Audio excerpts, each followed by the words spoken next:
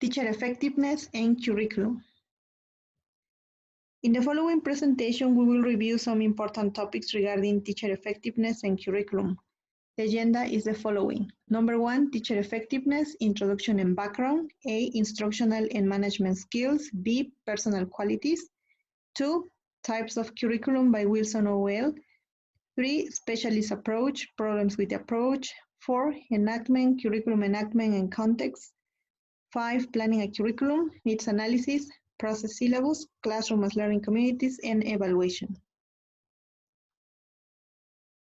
English language teaching is a very important issue when it comes to improving the educational standards of a nation.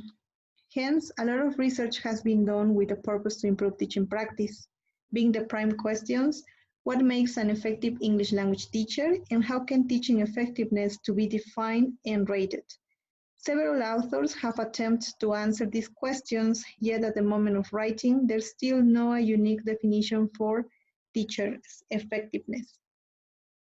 Teacher effectiveness could be defined as the capacity of a given teacher to lead their students to sustain achievement gains.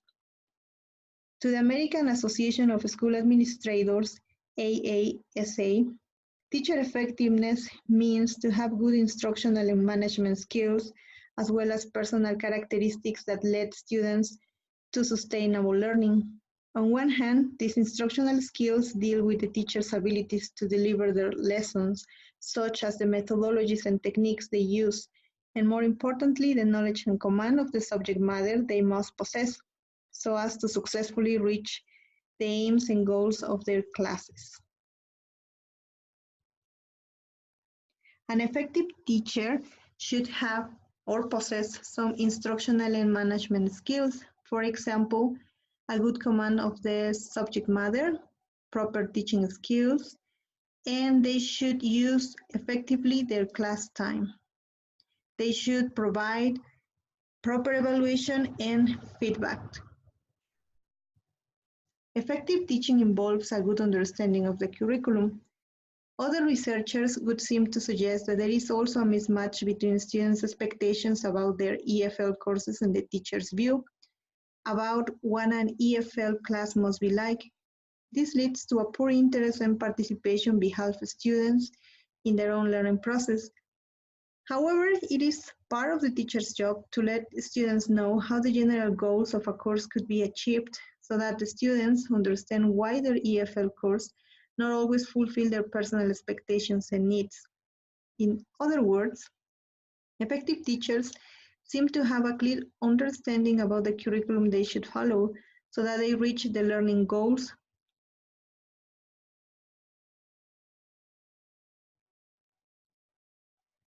Different kinds of curricula by Owen W. L. Wilson O. L. defines a curriculum as anything and everything that teaches a lesson, planned or otherwise. Humans are born learning, thus the learned curriculum actually encompasses a combination of all 11 types of curricula. First, overwritten curriculum. 2, societal curriculum, defined by Cortez 1981 as a massive ongoing informal curriculum of family, peer groups, neighborhoods, churches, organizations, occupations, mass media, and other socializing forces that educate all of us through our lives. The hidden or covered curriculum refers to the structure and nature of the school, much of what is going on day by day as routines. The instructions that have not much to do with the written curriculum, but with the kind of behavior is promoted in the school. The null curriculum is the information that is not given or taught to be considered as unnecessary or irrelevant to the opinion of a few of the school authorities and teachers. The phantom curriculum are messages that play the role to acculturate students into narrower or generational subcultures. The contaminant curriculum is in charge of the families which transmit the beliefs, values, morals, and ethics. The rhetorical curriculum is comprised from the ideas offered by policymakers, school officials, administrators, or politicians. The internal curriculum is the knowledge, content, and process combined with experience and realities of the learner to create new knowledge. This type of curriculum is unique for each student since this reflects what the learner remembers as relevant from a lesson. The electronic curriculum is the kind of information learners get from electronic means, such as the internet. This information can be over or cover, correct or incorrect, entertaining or inspirational. This classification presented by Wilson is a holistic approach that tries to go beyond the over or written curriculum as part of formal instruction of schooling experiences.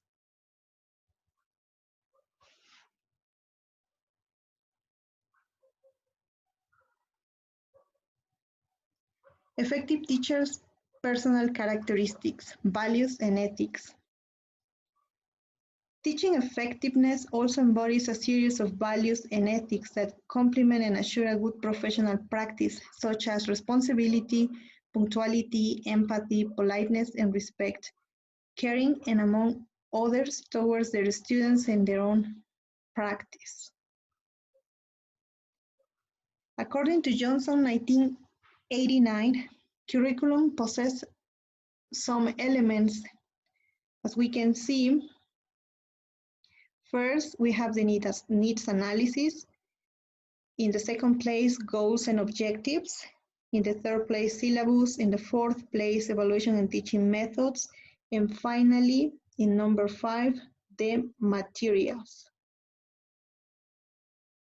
A curriculum is not a one-way process, even when it seems to be organized in hierarchy, but a set of processes with several components, such as the ones we mentioned. The needs analysis has the purpose to describe the wants and needs as well as the possible constraints to be faced. Based on this, the goals are set in terms of time, like short-term, long-term, and lifetime. The objectives are more specific since they describe the audience, the behavior is expected to be seen, the setting or ideal conditions for the learning to take place, and the degree. The syllabus presents information related to the content of a course, such as the structures, notions and functions, situations used to present the functions, the tasks designed for this purpose, the skills to be practiced, and the contents. The evaluation is not a simple process, since we must bear in mind that the assessment is the sum of all of the goals, objectives, and the evidence that can be summative and formative, and this includes the planning of the test, which is another important issue within the evaluation process.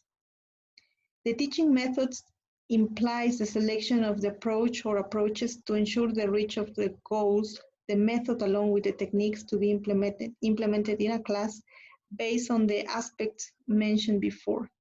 Finally, when we have the whys, whos, and hows, the last step is the selection, adaptation, or design of the materials for each task.